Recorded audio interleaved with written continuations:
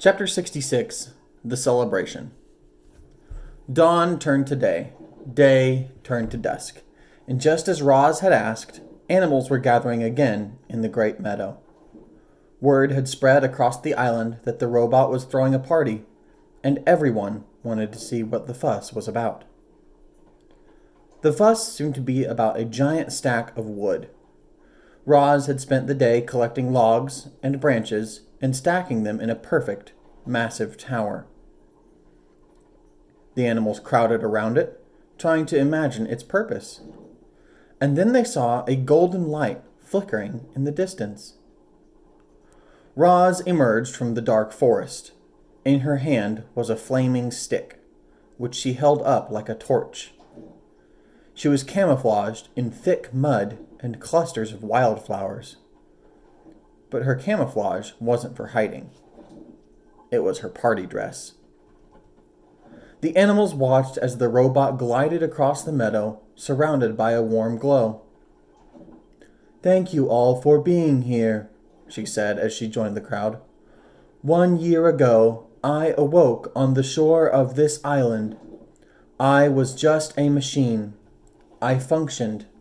But you, my friends and my family, you have taught me how to live. And so I thank you." "No, thank you, Roz," shouted a voice. "You have also taught me to be wild," said the robot. "So let us all celebrate life and wildness together." At those words, Roz heaved her torch high into the air. It soared up, up, up, and landed on the very top of the wooden tower. A ball of fire burst toward the night sky, and suddenly the meadow was bathed in firelight. Hundreds of shining eyes watched as bright flames crept down the sides of the tower, and embers floated away on the breeze. The animals stepped toward the bonfire, eager to feel its warmth, and then stepped back, afraid of feeling too much. And soon everyone was moving. The deer started leaping. The foxes started trotting. The snakes slithered, and the insects buzzed, and the fish jumped up from the river. Brightbill led all the birds into the air, and they wheeled around the bonfire like a tornado of feathers. Roz sprang into a wild dance, her shaggy dress shaking and swooshing with each movement. It was a wild party, and it took our robot to make it happen. Roz and the animals partied all night long.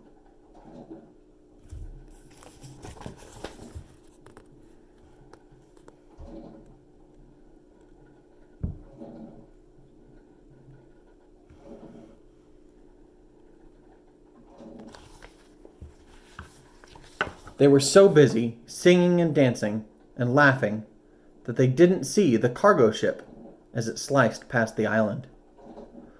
But the ship saw them. It saw the towering bonfire.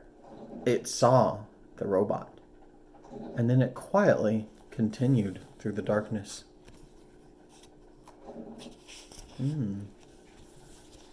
Chapter 67, The Sunrise.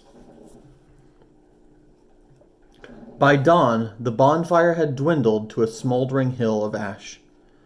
Everyone else had gone home, and only Roz and Brightbill remained in the meadow. They lay in the grass together, watching as the soft light of morning crept up from the horizon. And then Roz said, "Let us go for a walk." The robot and the goose hiked and flew up to their favorite spot on the grassy ridge. But then they kept going. They followed the ridge to the mountain and climbed all the way up to the craggy peak, just in time to see the sunrise. "I climbed up here once before," said Roz as the sun's first rays warmed her body. "I sat on this very rock and looked out at the island. I thought I would always be alone, but I was wrong." "Are you happy, Ma?" The robot thought for a moment. "I am. I am happy too. Brightbill closed his eyes and felt the wind and sun. There was a slight chill in the air that made him feel alive. Everything seemed just right. And then he heard a distant buzzing sound. The goose squinted to the south and saw a familiar shape in the sky. He turned to his mother and said, "Ma, there's an airship flying this way."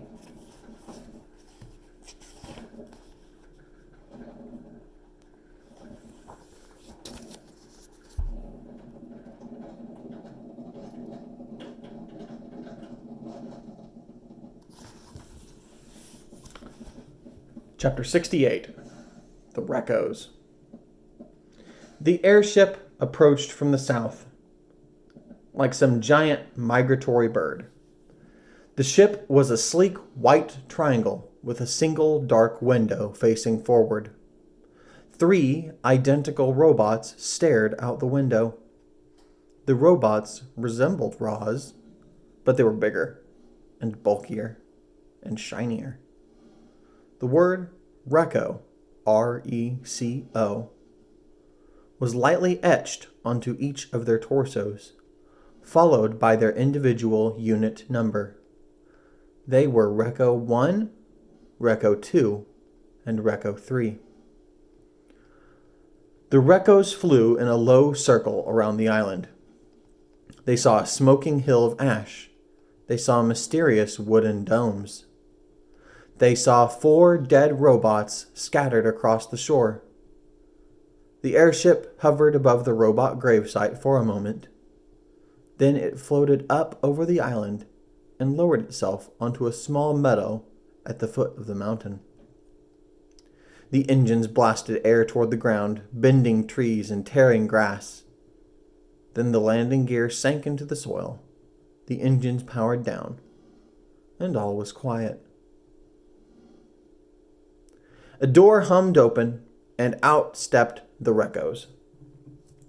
They took several long strides into the meadow and stopped. A shadowy figure was lurking at the forest edge.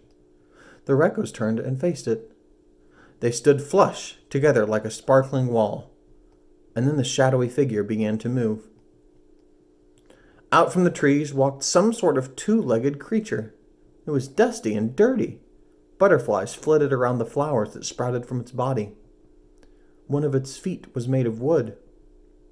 And then the creature spoke. "Hello, my name is Roz."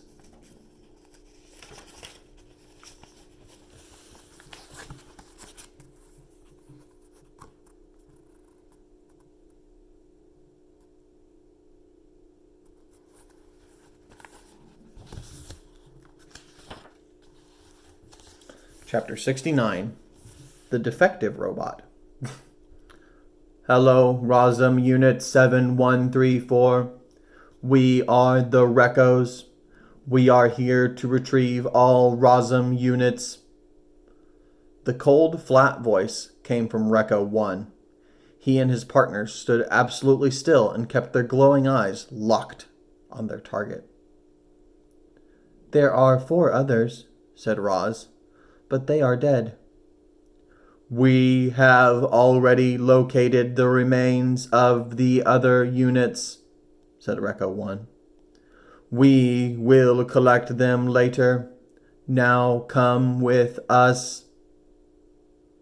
The 3 Recos motioned Roz to the airship, but she didn't move. "Where have you come from?" she said. The Recos turned and stared at Roz. "Do not ask questions," said Reco 1. "Where will you take me?" "Do not ask questions." "Why must I leave?" "Do not ask questions."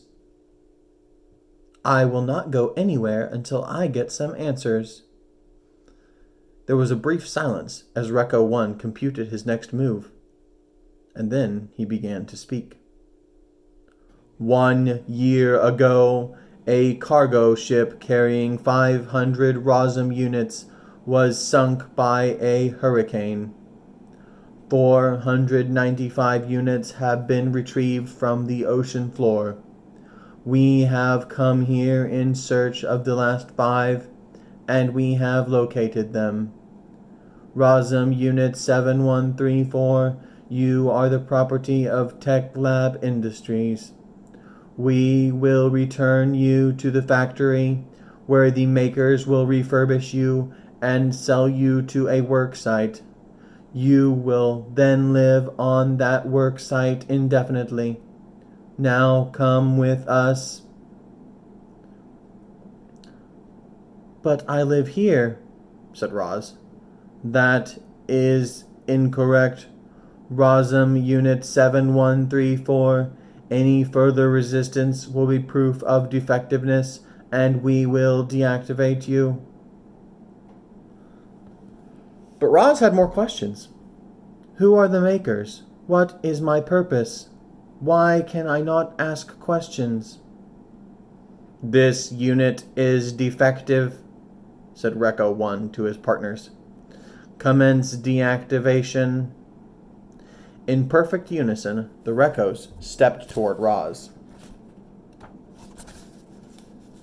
They raised their blocky hands, ready to restrain their target, ready to shut her down with the press of a button. But a loud squawk and a streak of feathers cut them off. Stay away from my mama! Brightbill swooped into the meadow and started hopping around, ready to defend his mother.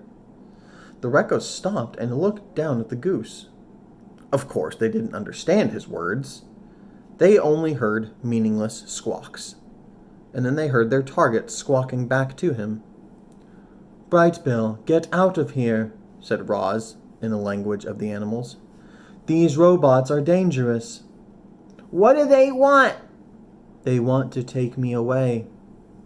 The Reccos stared at their target, trying to understand why she was exchanging noises with a goose. And then new noises began rising up, rustlings and shrieks from the forest. Animals were gathering. Their wild voices called out to one another. Roz needs our help! Those robots want to take her away! We have to do something! The uproar in the forest grew louder and louder. The Reccos peered past Roz, toward the mysterious noises, but only saw foliage. Suddenly, shadows swept across the meadow, and Brightbill's flock dove onto the Reccos.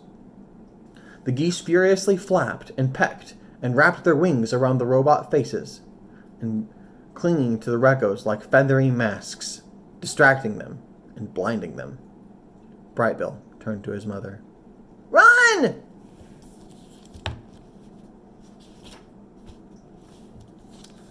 Chapter 70. The Hunt Begins. While his flock distracted the Reccos, Brightbill darted around behind them and desperately searched for buttons. He had once shut his mother down with a click, and now he would do the same thing to the other intruders. But he found no buttons on those robots. Only smooth surfaces. Clearly, the Reccos were not designed to be shut down so easily. Giant hands swung through the air, and the geese were swatted away. Loudwing was plucked by her foot and flung to the ground. She crawled into the weeds as the others scrambled up and over the trees. A quick scan by the robots revealed that Roz was gone. The 3 Reccos turned and marched back to the airship. The door hummed open, and the robots disappeared inside. And when they stepped back into the meadow, each was holding a silver rifle in his hands. The hunt for Roz was on. Without speaking, the Reccos marched away from one another, fanning out in their standard search pattern. Recco 1 marched straight toward the southern tip of the island. Recco 2 marched straight up the mountainside. And Recco 3 marched straight into the forest.